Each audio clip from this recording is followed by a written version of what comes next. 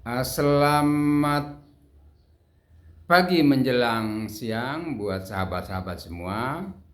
Kali ini kita ingin mencoba membedah tentang kecimol. Karena kecimol ini terus berpolemik ya di masyarakat.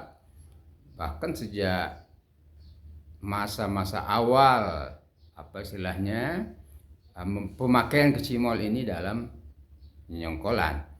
Karena sebelum itu sebenarnya kecimol sudah ada, tapi mulai kemudian menjadi polemik, kontroversi sejak kecimol dipakai sebagai pengirim nyongkolan. Dan hingga sekarang polemik ini nampaknya belum selesai ya, belum selesai, terus berlanjut.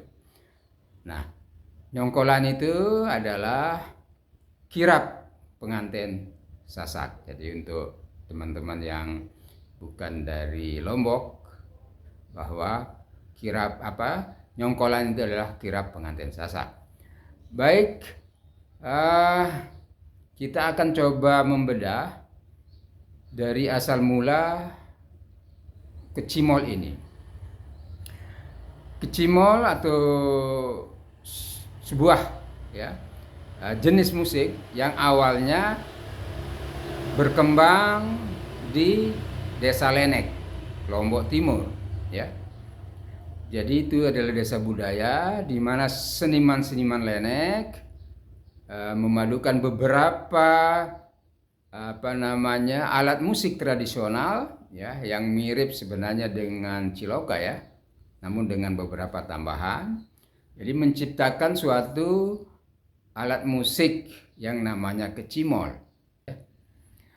Baik, jadi dari Lenek ya, kemudian berkembang ya. Jadi bahkan di waktu masih kecimol Lenek itu pernah diundang ke Jepang. Nah, kemudian dalam perkembangannya di Mas Bage juga berkembang. Kemudian satu jenis musik ya yang mirip dengan di Lenek, tapi dengan tambahan-tambahan alat-alat musik modern seperti drum ya. Nah, jadi kalau di Lenek kita bisa sebut sebagai kecimol generasi 1, sedangkan yang berkembang di Mas Bage ini adalah kecimol, kita sebut saja kecimol generasi 2. Nah, di Mas Bage musik kecimol ini dipergunakan sebagai alat untuk musik pengiring ketika gotong royong di masjid ya.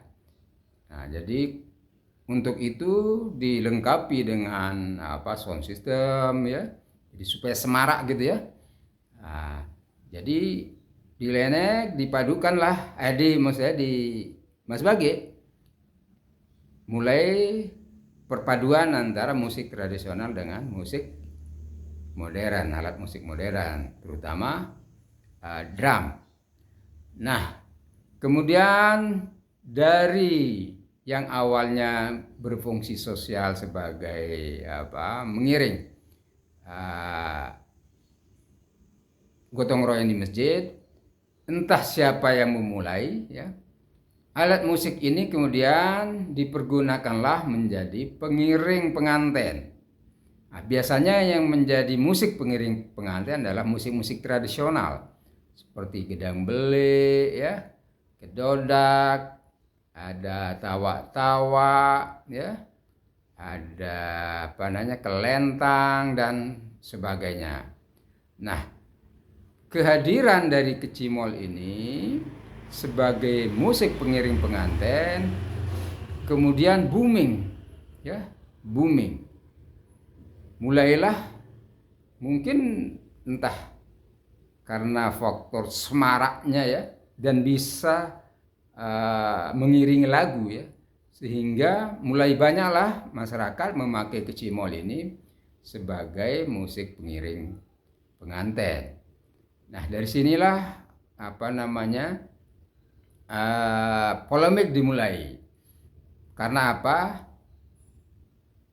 Nyongkolan adalah prosesi adat ya. Sedangkan kecimol ada unsur modernnya, ya, alat-alat musik modern. Karena dalam perkembangan juga kecimol ini tidak hanya drum, ya, tapi dilengkapi juga dengan keyboard, gitar, bass, pokoknya alat-alat musik modern.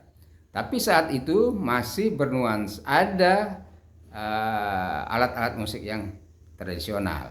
Jadi dulu saya sempat tinggal di Dasanagung, ya, tahun-tahun 97, 98 itu, 98, 99 itu banyak juga grup pecimol di Dasanagung. Jadi saya menyaksikan sendiri bagaimana grup-grup pecimol ini sangat hidup waktu itu, ya, hidup waktu, dan bagus-bagus kecimolnya. Jadi masih perpaduan, ya, perpaduan antara ada alat musik tradisi dan alat musik modern, dan waktu itu dominan drum. Jadi drumnya bisa sampai 8, bisa sampai 10, ya.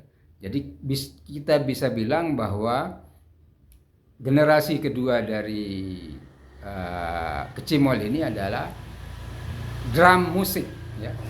Ya, drum musik atau band drum lah, boleh kita katakan gitu, karena dominan drum waktu itu. Dan belum ada dancer belum ada. Kalaupun ada masih sedikit, ya, dancer yang ikut serta menjadi dalam grup itu. Lebih banyak pemainnya langsung yang menjadi penari. Jadi sambil bermain musik seperti para pemegang drum itu sambil menari. Nah, kemudian dalam perkembangannya nampaknya terus ini berevolusi, ya. Tadi dari awalnya murni musik tradisi, alat-alat musik tradisi, kemudian menjadi di generasi kedua berevolusi menjadi musik hibrid, ya, yang memadukan alat musik tradisi dengan alat musik modern. Nah, rupanya dalam perkembangannya, evolusinya yang ketiga, kecimol ini mulai meninggalkan alat-alat musik tradisional dan hampir sepenuhnya menggunakan alat-alat musik modern yang sama dan sebangun dengan orkes atau band. Kalaupun ada satu musik tradisi mungkin hanya jadi pelengkap aja. Dan peran dari drum sudah makin berkurang. Jadi kalau dulu dominan drum itu sudah sangat berkurang. Seringkali saya lihat hanya menjadi pelengkap saja dari itu. Jadi hampir sepenuhnya berbentuk orkes, ya. Karena yang dominan ya gitar elektrik, ya, bass elektrik, ada keyboard, ya, ada drum, dan sound system yang lama-lama semakin membesar.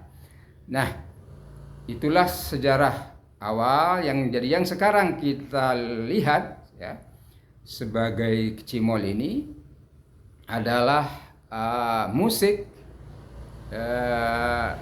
orkes, ya, orkes. Jadi musik yang berbentuk orkes atau band. Lalu pertanyaannya yang sering menjadi pertanyaan, apakah kecimol ini adalah budaya Sasak? Nah, kalau menurut saya, ya, ini adalah musik kreasi. Dan musik kreasi ini salah satu memang keahlian dari kita seniman-seniman Lombok untuk mengadopsi alat-alat atau musik dari luar, kemudian mengolahnya menjadi musik Lombok, ya. Jadi sampai saat ini kecimol adalah seni musik Lombok, ya, Lombok. Nah, jadi terutama di generasi satu dan generasi kedua masih kita bisa katakan bahwa generasi satu dan generasi kedua ini adalah musik Lombok.